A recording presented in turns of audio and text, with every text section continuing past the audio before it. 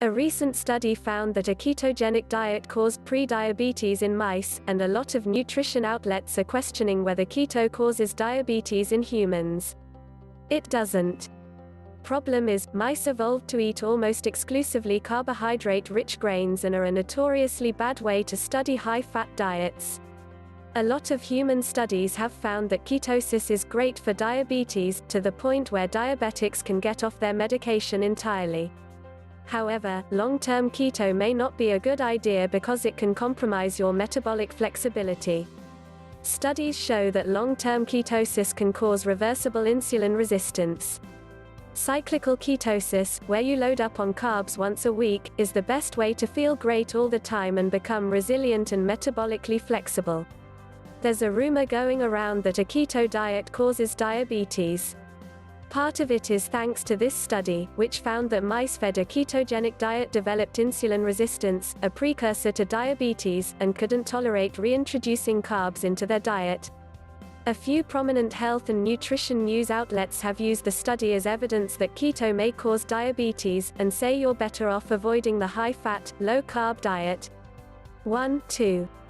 Here's the short version of this article up front: keto does not cause diabetes.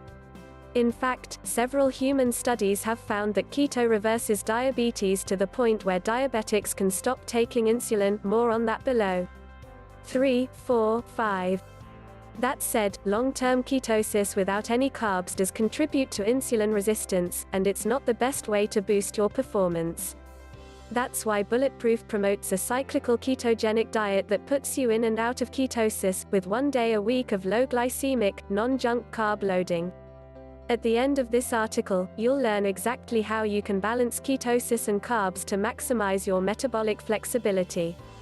Metabolic flexibility, by the way, is the body's ability to shift back and forth between burning carbs, or glucose, and fatty acids for fuel. First, let's take a closer look at the claim that keto can lead to diabetes. Does a keto diet really cause diabetes? At first glance, it seems like there's a chance keto really does lead to diabetes. The study 6 people have been citing lately went like this. The researchers took 3 groups of mice and fed them either a high-carb diet, a keto diet, or an obesogenic diet, a high-carb and high-fat diet designed to make mice obese.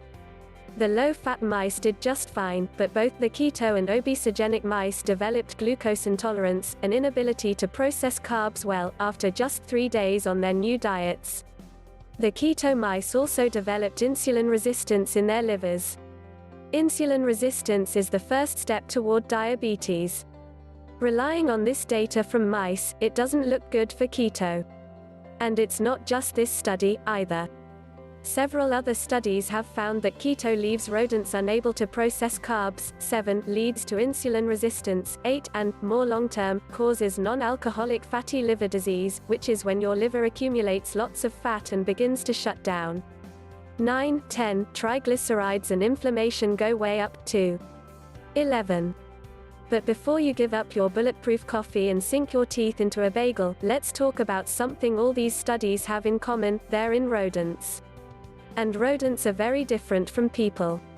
Even more alarmingly, scientists seem to believe that all types of fat are the same, when we all know that a high margarine diet will do very different things than a high coconut oil diet, even though they are both high-fat diets. Mouse chow doesn't usually use high-quality fats. People do much better with keto than mice do. The problem with all this research is that mice are notoriously bad models for high-fat diets. Check out this scientific statement from a nutritional study back in 2012.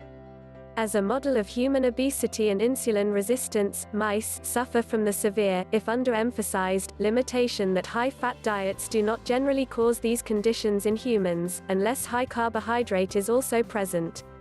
12. In other words, high-fat diets make mice fat and pre-diabetic, but they don't do the same thing to people. They do just the opposite.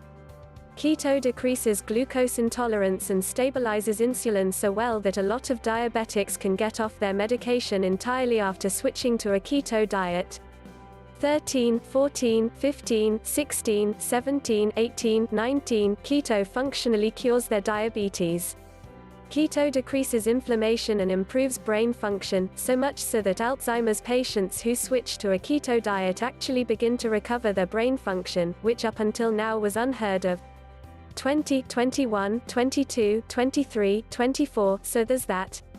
Dale Bredeson and Mark Hyman have discussed these on the Bulletproof Radio podcast. Check out Dale's episode here, and Mark's here. Clearly, humans do not have the same issues with ketosis that mice do. They don't get diabetes and they don't get systemic inflammation.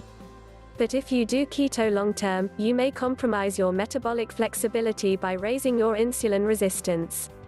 More articles from Bulletproof.